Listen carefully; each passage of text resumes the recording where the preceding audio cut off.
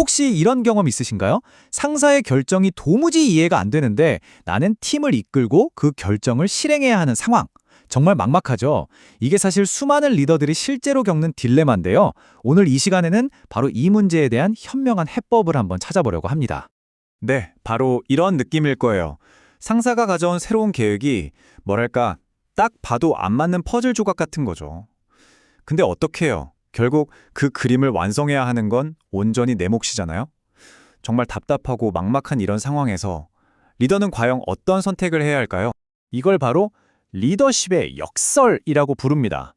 그러니까 내 신념, 내 원칙이 있는데 회사의 지시는 정반대인 거죠. 이 둘 사이에서 어떻게 균형을 잡고 팀을 이끌어가야 할지 정말 어려운 문제입니다.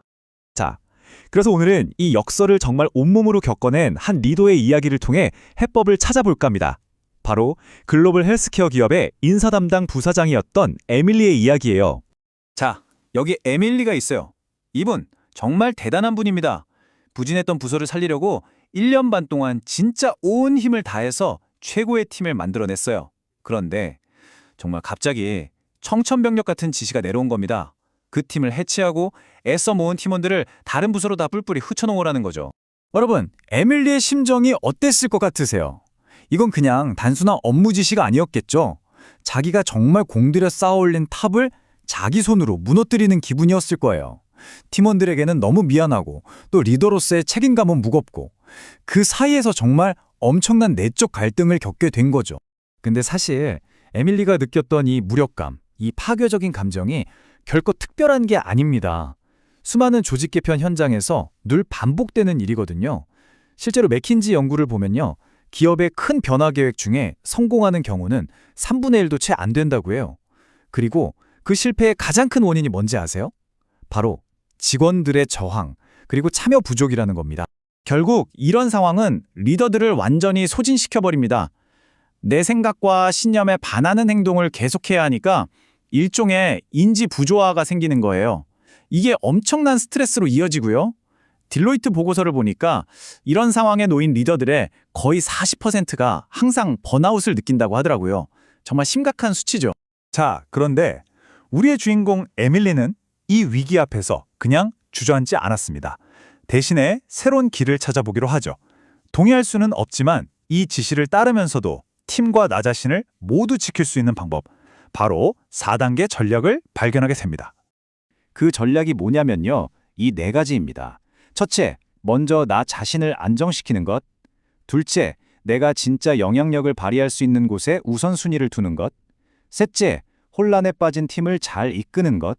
그리고 마지막으로 모든 관계의 기본이죠. 신뢰를 잃지 않는 겁니다. 자, 하나씩 살펴볼까요?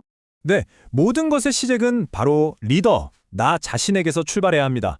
가장 먼저 해야 할 일은요, 이 휘몰아치는 감정의 소용돌이 속에서 스스로의 중심을 잡고 안정시키는 거예요. 생각해보세요. 이미 내려진 결정 앞에서 계속 저항하고 불평하는 건 솔직히 에너지 낭비일 뿐이거든요. 여기서 중요한 건 바로 관점의 전환입니다. 아, 왜 나한테 이런 일이 생기지?가 아니라 좋아, 이 상황의 책임자로서 내가 이걸 어떻게 이끌어가지? 이렇게 바꾸는 거죠. 무력감을 느끼는 대신 내가 뭘 할 수 있지? 이걸 찾는 에너지로 바꾸는 거예요. 바로 이게 에밀리가 얻은 아주 중요한 깨달음이었어요. 이 생각 하나로 그녀는 무력감에서 벗어나서 다시 주도권을 줄 수 있게 된 겁니다. 결정 자체는 내 통제 밖이지만 그 실행 과정만큼은 내가 리드할 수 있다는 걸 깨달은 거죠. 이런 걸 멋진 말로 발코니에 올라선다고 표현하더라고요. 복잡한 감정의 무대 한가운데 있지 말고 잠시 한 발짝 물러나서 2층 발코니 좌석에서 전체 상황을 내려다보는 거예요. 그러면 좀 더 객관적으로 보이죠. 어디까지가 팩트고 어디부터가 내 감정이 섞인 해석일까? 그리고 가장 중요한 거, 내가 진짜 힘을 쓸 수 있는 지점은 어디지? 이걸 냉정하게 파악하는 시간입니다. 자, 이렇게 마음의 안정을 찾았다면 이제 그 에너지를 어디에 써야 할까요? 바로 여기서 2번째 단계로 넘어갑니다. 내가 정말로 영향력을 미칠 수 있는 곳, 바로 거기에 집중하는 거죠. 맥킨지의 리더십 프레임워크를 보면 이럴 때 스스로에게 몇 가지 질문을 던져보라고 해요. 예를 들면 이 최악의 상황에서도 우리 일의 의미를 어떻게 찾아낼 수 있을까? 부정적인 생각에 빠지는 대신 어떻게 문제 해결 모드로 바쁠까? 혹은 내 에너지가 고갈되지 않도록 어떻게 스스로를 보호할까? 이런 질문들입니다. 결국 한정된 내 에너지를 엉뚱한 데 낭비하지 않고 가장 중요한 곳에 쓰기 위한 전략인 셈이죠. 에밀리는 이걸 아주 똑똑하게 실천했어요. 예를 들어서 조직 개편과 직접 관련 없는 주말 근무 같은 건 정중하게 거절하면서 자기 에너지를 아꼈고요.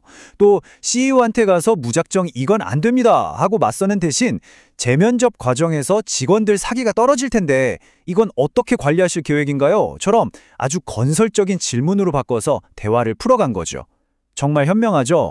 자, 이렇게 리더가 스스로 중심을 잡고 에너지를 어디에 쓸지 정했다면 이제 시선은 자연스럽게 팀을 향하게 됩니다. 그 다음 세 번째 단계는 바로 혼란에 빠진 팀원들을 어떻게 이끌어갈 것인가 이 문제로 넘어갑니다. 여기서 에밀리는 자신의 초점을 무엇에 할 것인가에서 어떻게 할 것인가로 완전히 옮겼습니다. 어차피 이 변화는 막을 수 없어. 그렇다면 이 과정을 어떻게 하면 최대한 인간적으로 고통 없이 만들 수 있을까? 이 질문을 스스로에게 던진 거죠. 그리고 바로 이 질문 하나가 그 뒤에 이어진 그녀의 모든 행동의 기준이 됩니다. 그리고 그녀는 바로 행동으로 옮겼습니다. 먼저 인사팀과 머리를 맞대고 최대한 투명하고 공정한 면접 절차를 만들었고요. 또 자리를 잃게 될 직원들이 한 명이라도 더 회사에 남을 수 있도록 다른 부서 자리를 정말 발벗고 나서서 알아봤습니다. 그리고 무엇보다 이렇게 어려운 상황에서도 항상 솔직하고 일관된 태도로 팀원들과 소통하는 걸 잊지 않았죠. 자, 그리고 이 모든 과정을 단단하게 지탱하는 마지막 기둥이 남아 있습니다. 그게 뭘까요? 바로 위기 상황에서 리더가 가진 가장 소중하고 강력한 자산, 바로 신뢰입니다. 여기서 정말 중요한 포인트가 있어요. 신뢰라는 건요, 동의에서 오는 게 아니라는 겁니다. 팀원들이 리더를 믿는 건 그 결정이 좋아서, 찬성해서가 아니에요. 오히려 그 결정이 마음에 들지 않는 최악의 상황에서도 우리 리더가 흔들리지 않고 일관된 원칙과 태도를 보여주기 때문에 믿게 되는 거죠. 에밀리는 이 어려운 줄타기를 정말 능숙하게 해냈습니다. 팀원들 앞에서는요, 공유할 수 있는 정보는 최대한 투명하게 공유하고 자기가 모르는 건 솔직하게 모른다고 인정했어요. 심지어 이력서 쓰는 것까지 도와줬다고 해요. 반대로 CEO에게는요, 감정적인 호소 대신 사실에 기반한 데이터로 업데이트를 하고 계획을 착실하게 실행하는 모습을 보여주면서 사기 저하 같은 리스크도 정확하게 짚어줬죠. 이렇게 위아래 양쪽 모두와의 신뢰를 지켜낸 겁니다. 자, 에밀리의 이 모든 과정을 통해 우리가 얻을 수 있는 가장 큰 교훈은 바로 이것 아닐까요? 진짜 리더십이라는 건 모든 상황을 내 마음대로 통제하는 능력이 아니라는 것. 오히려 내가 통제할 수 없는 상황 속에서 어떻게든 긍정적인 영향력을 만들어내는 것. 그게 바로 진정한 리더십이라는 거죠. 네, 어쩌면 저 위에서 내려온 결정은 위가 바꿀 수 없을지도 모릅니다. 하지만 그 주어진 상황 속에서 내가 어떤 리더가 될 것인지는 온전히 100% 우리 자신의 선택에 달려 있습니다. 여러분이라면 어떻게 이끌어 가시겠습니까?